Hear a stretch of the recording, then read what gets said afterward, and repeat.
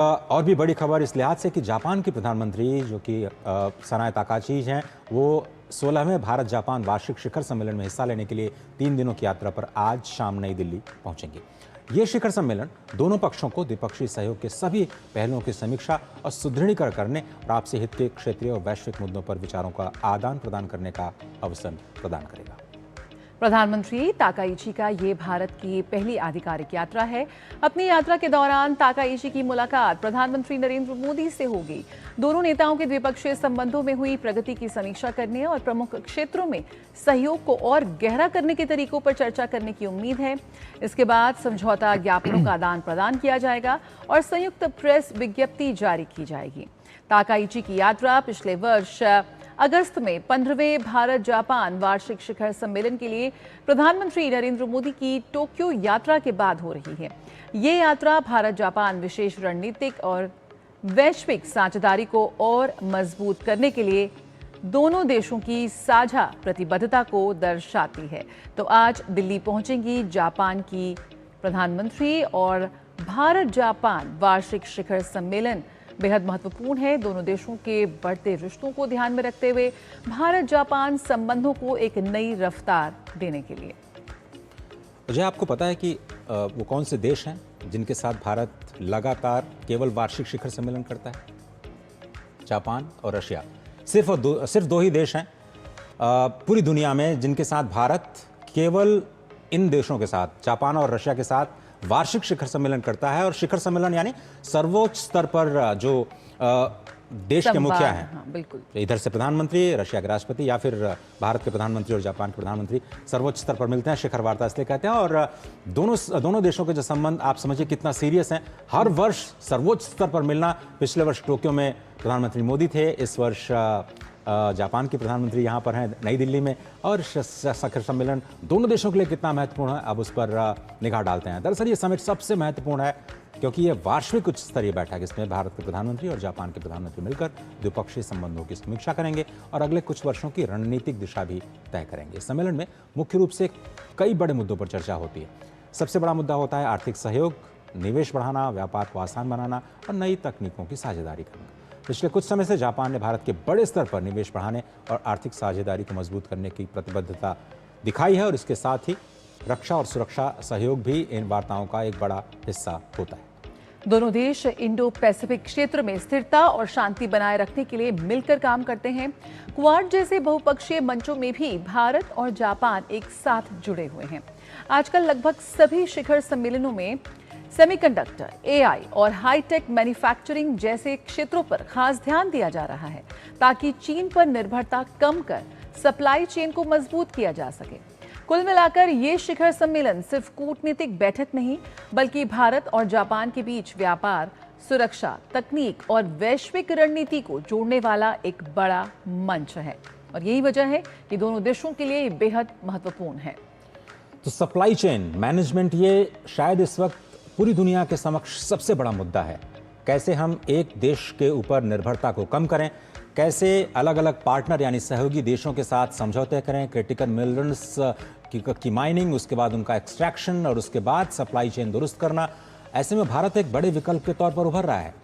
सबसे ज़्यादा खतरा यह होता है कि जब क्रिटिकल मिनरल किसी देश में पाए जाते हैं तो उनकी प्रोसेसिंग की जो तकनीक है उन देशों में नहीं है और उनको लगता है कि अगर आप क्रिटिकल मिनरल्स को बाहर निकाल करके ले जाएंगे, खासतौर पर चाइना में जहां पर उसकी प्रोसेसिंग होती है, तो वहां पर उनके लिए फ़ायदे की गुंजाइश बहुत कम रहती है। और इसीलिए भारत हो, जापान हो, अमेरिका हो, यूरोपियन यूनियन हो, बड़े बड़े देश क्रिटिकल मिनरल्स की सप्लाई और सप्लाई चेन को दुरुस्त करने पर काम कर रहे हैं। भारत और जापान के बीच भी ये बातचीत का एक बड़ा मुद्दा होने जा रहा है। बिल्कुल, और बेहद ऐतिहासिक संबंध रहे हैं भारत और जापान के बीच। और ये जो संबंध है, ये जो दोस्ती है, वो सदियों पुरानी है, जो सांस्कृतिक और सभ्यतागत आदान प्रदान को रेखांकित करती है।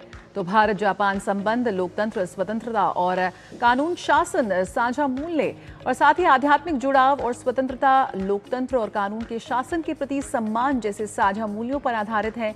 भारत जापान द्विपक्षीय संबंधों को 2014 में विशेष रणनीतिक और वैश्विक साझेदारी का दर्जा दिया गया था। जैसे जैसे दोनों देश 2027 में राजनयिक संबंधों की स्थापना के 75वीं वर्षगांठ के करीब पहुंच रहे हैं, कई क्षेत्रों में सहयोग लगातार और गहरा गहरा होता जा रहा है। इनमें व्यापार और निवेश, आर्थिक सुरक्षा, रक्षा और सुरक्षा, विज्ञान और प्रौद्योगिकी, संस्कृति और लोगों के बीच आपसी संबंध शामिल हैं।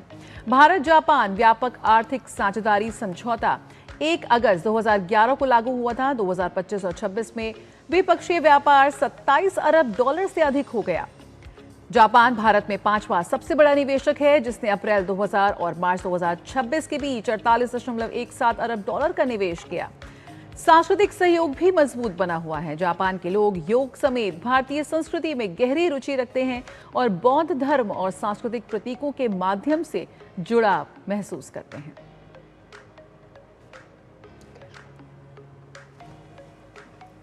हमारे संवाददाता अखिलेश सुमन इस वक्त जुड़ चुके हैं इस बड़ी खबर पर और ज़्यादा अपडेट उनसे ले लेते हैं। अखिलेश जी, बहुत धन्यवाद जुड़ने के लिए, वक्त निकालने के लिए। क्या कुछ बड़ी बातें होने जा रही हैं आपको? जिस तरह से हम देख रहे हैं कि प्रधानमंत्री नरेंद्र मोदी पिछले वर्ष टोक्यो में थे और उस वक्त बड़े समझौते हुए थे, खासतौर पर एनर्जी को लेकर के, क्रिटिकल मिनरल्स के सप्लाई चेन को लेकर के। अब जब जापान के प्रधानमंत्री भारत में पहली बार आ रही हैं, ये दौरा किन मायनों में खास है? देखिए, ये दौरा सबसे महत्वपूर्ण इस बात को लेकर है कि देखिए, जापान और भारत दोनों बहुत ही विश्वस्त सहयोगी रहे हैं काफ़ी लंबे समय से। और जापान का जो पॉपुलेशन है वो पॉपुलेशन एजिंग पॉपुलेशन माना जाता है कि जापान में वृद्ध लोगों की संख्या काफ़ी बढ़ रही है, नौजवान युवकों और युवतियों की संख्या कम हो रही है। और ऐसे में migration and mobility agreement Bharat और जापान के बीच में पहले से है, लेकिन उसे इम्प्लीमेंट करना है, उसे आगे बढ़ाना है।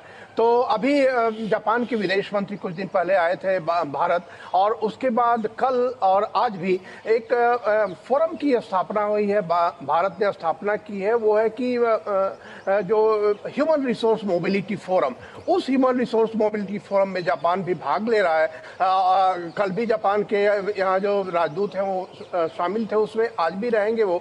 और भारत और जापान के बीच में वो जो मोबिलिटी एग्रीमेंट है उसको इम्प्लीमेंट करने के लिए महत्वपूर्ण बातें इसमें भी होगी फोरम में। और जब प्रधानमंत्री पहुंचेंगे यहाँ, उसके बाद प्रधानमंत्री नरेंद्र मोदी के साथ बातचीत में भी उस इम्प्लीमेंटेशन को करना है।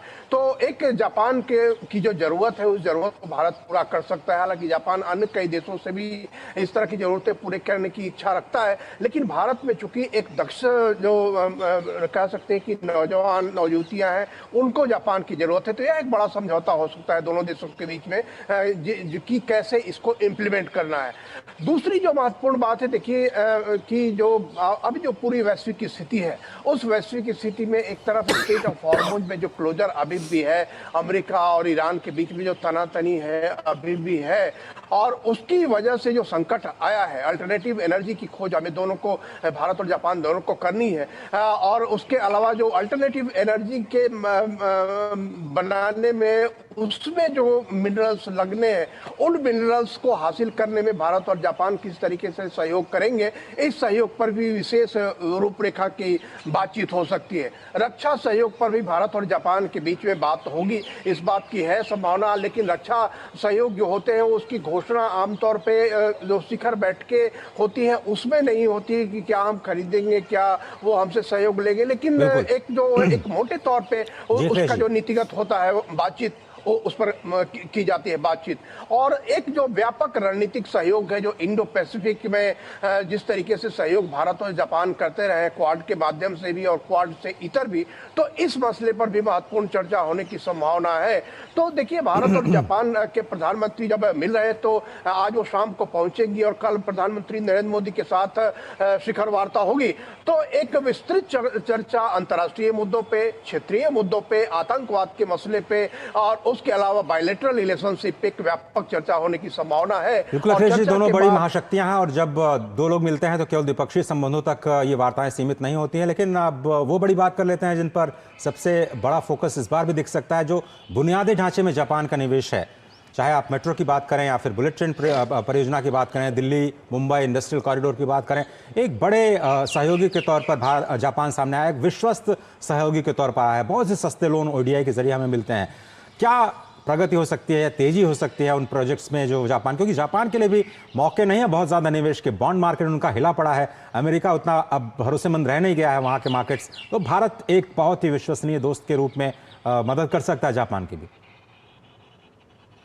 देखिए, निश्चित तौर पे ये मदद की बात नहीं होती है, क्लाइंट रिलेशनशिप में बायर सेलर रिलेशनशिप नहीं होता। देखिए, हर देश के पास जिसके पास पूंजी है वो पूंजी का निवेश करना चाहते हैं ऐसी जगह पे जहां पूंजी का उसे लाभ मिले। एक जो बेनिफिट होता है कि एक कंटिन्यूअस बेनिफिट उसका मिलते रहे, तो महज इंटरेस्ट की बात नहीं होती है, इस बात की भी होती है कि कंटिन्यूअस इन्वेस्टमेंट कहाँ होता है। तो आप देख रहे हैं कि भारत में जापान ने आज़ादी के बाद से ही लगातार इन्वेस्टमेंट किया हमारे इंफ्रास्ट्रक्चर क्षेत्र में, और मेट्रो ट्रेन तक में भी इन्वेस्टमेंट किया है। और अभी जब बुलेट ट्रेन आने वाले हैं, बुलेट ट्रेन में कई जगहों पे बुलेट ट्रेन, जब हम अहमदाबाद और बॉम्बे कॉरिडोर देखते हैं, उसके अलावा भी कई बुलेट ट्रेन आने वाले हैं। ईस्ट वेस्ट कॉरिडोर है, उसका नॉर्थ साउथ कॉरिडोर है, तो सारे बुलेट ट्रेन में भी जापान की अहमियत है और जापान उस मसले पे काफ़ी भारत को मदद करने का इच्छुक है। और भारत भी जापान से बहुत ही कम शर्तों पे, बहुत ही कम इंटरेस्ट पे भारत को जापान जो है अपना निवेश देता है। उसके साथ साथ निवेश के साथ साथ तकनीक भी जापान भारत को देता है, और वो तकनीक जो है कि जो बनाने से लेकर मेंटेनेंस तक की तकनीक जापान की तरफ से हमें दी जाती है, ताकि ऐसा ना हो कि जब एक बार बन जाए तो बार बार हमें जापान पे आश्रित रहना पड़े। तो इस मसले पे देखिए, जापान को माना जाता है कि जापान भारत का सबसे विश्वस्त सहयोगी है। इंफ्रास्ट्रक्चर जो क्षेत्र में जो सहयोग की जो संभावनाएं हैं, उन सहयोग में जापान के साथ निश्चित तौर पे प्रधानमंत्री नरेंद्र मोदी के साथ बातचीत होगी। बिल्कुल, और उम्मीद कर सकते हैं कि ये जो रिश्ते हैं, मजबूत रिश्ते, वो एक और पायदान ऊपर बढ़ते हुए नजर आए। बहुत बहुत शुक्रिया अखिलेश, फिलहाल इस जानकारी के साथ जुड़ने के लिए। तो भारत और जापान की शिखर वार्ता बेहद महत्वपूर्ण, यहाँ पे पारंपरिक व्यापार और ऊर्जा जैसे क्षेत्रों के साथ साथ नए क्षेत्र जैसे जलवायु परिवर्तन पर भी सार्थक बातचीत होने की उम्मीद हम कर सकते हैं। फिलहाल रुकेंगे एक छोटे से ब्रेक के लिए, जल्द हाजिर होते हैं।